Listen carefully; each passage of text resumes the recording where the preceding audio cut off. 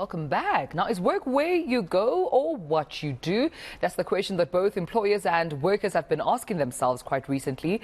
Many companies were forced to have staff work remotely due to the COVID-19 pandemic, and it happened quickly with no time to slowly evolve. Now, many managers are reluctant to adopt remote or even hybrid working as a new norm. So let's discuss the impact of this with Jaqui Reed, an employment lawyer from Herbert Smith Freehills. Jaqui, thank you so much for your time. Good morning to you.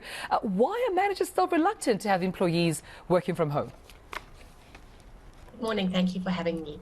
I think that in circumstances where, as you say, we moved from a situation where everyone was working from the office most of the time, I think there were some businesses that had some kind of hybrid working model with a kind of 2 days a week at home versus 3 days in the office. But that was quite rare, particularly in the South African context prior to COVID. And now I think that all the restrictions have been lifted. In those circumstances, I think managers and more senior people in the business believe that those in more junior positions would work better and more efficiently at the workplace. This is what I understand the position to be from some of the people that I've spoken to in relation to this issue.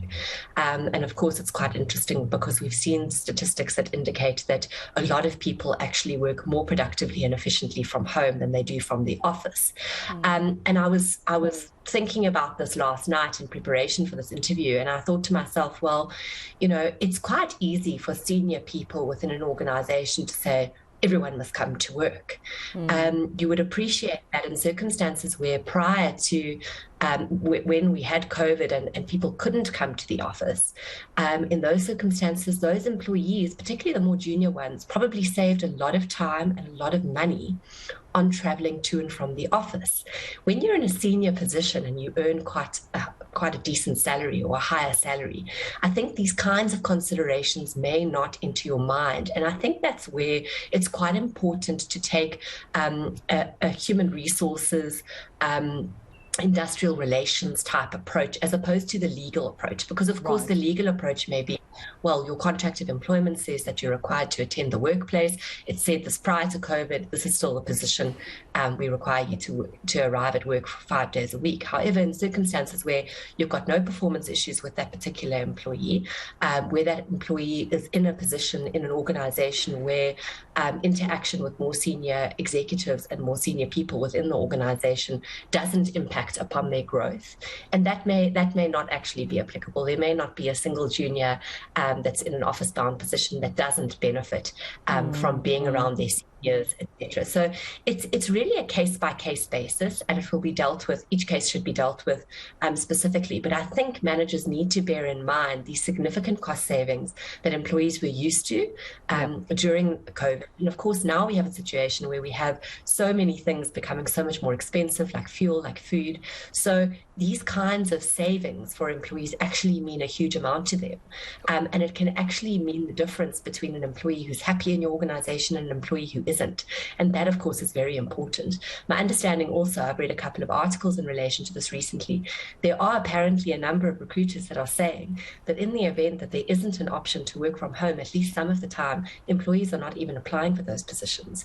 So it seems to be very much pushing a position that's being pushed by employees as opposed to employers. And I think that, it makes for an interesting debate, certainly. But again, I think probably more on the side of industrial relations, human resources, human capital, considering what's right for your organization, whether it's agile working, hybrid working, flexible working, whatever terminology you want to use, and determine who would be appropriate to deal with that model versus working from home, working from the office all the time. And Jaqui, I know we're talking more benefits for the employees, but could there be benefits for the employer as well when employees are working from home? I mean, especially when it comes to cutting back on costs?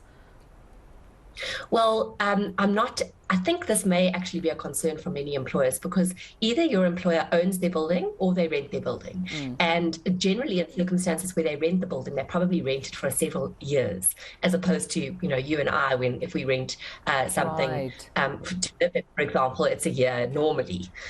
Whereas I think these corporate leases, they will go on for years and years. And so employers are actually stuck in a position where they cannot get out of the lease for any valid reason.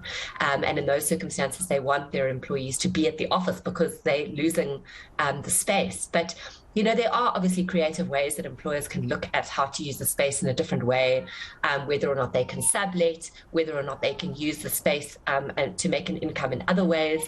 So I think that it's something that needs to be carefully looked at by management in order to establish whether or not this is something that they can perhaps deal with in order to save costs for themselves. Because certainly rental or rates or whatever it is that you pay if you own would be a significant factor in this discussion as well. Yeah. Any cons for working from home, especially if you're an inexperienced new employee or you're just getting into, the job market and boom, you have to work from home? Could that be overwhelming for someone who just entered the job market?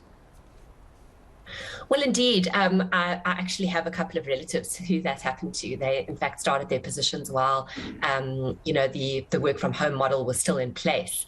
And a lot of them found it quite difficult to kind of feel like they were part of an organization, the organizational culture, and the people, these are people that they were meeting behind a screen. But then, of course, you have all these positions where, for example, your boss is in Australia, your other boss is in the UK, and that's the nature of your position anyway. So you would, in fact, then be required to work from, it wouldn't matter then in those circumstances where you work from because the people that you deal with are overseas. So, yeah. I think, again, it would depend each case on its merits. Yeah, or perhaps a little one is in the background trying to help mommy answer some questions. Sorry about that. No, don't worry. So absolutely perfect for this conversation.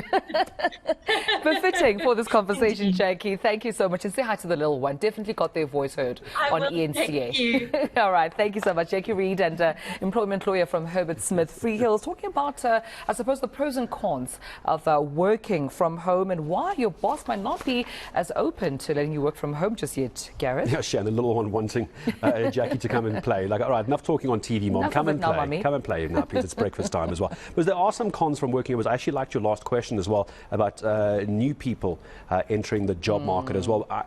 If I was a manager and there was a new staff member coming in, I suppose I would be nervous about them doing their job properly if they were working from home. I don't know if we're actually that advanced when it comes to being able to work remotely like that. And I suppose you're also going to have those people that would ruin it for you and I that won't work from home. They're going to be Netflix and chilling and not actually doing their job and ruin it for everybody else. It does happen.